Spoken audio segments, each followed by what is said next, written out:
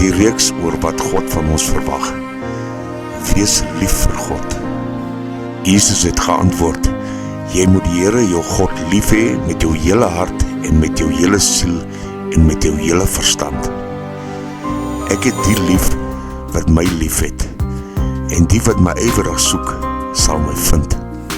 En ons weet dat vir hulle wat God lief het, alles ten goeie meewerk, vir hulle wat na sy voorneme geroep is. As iemand die Here nie lief het nie, laat daardie persoon vervloek wees. Omdat hy my lief het, daarom sal ek hom red. Ek sal hom in die hoogte stel, omdat hy my naam geken het.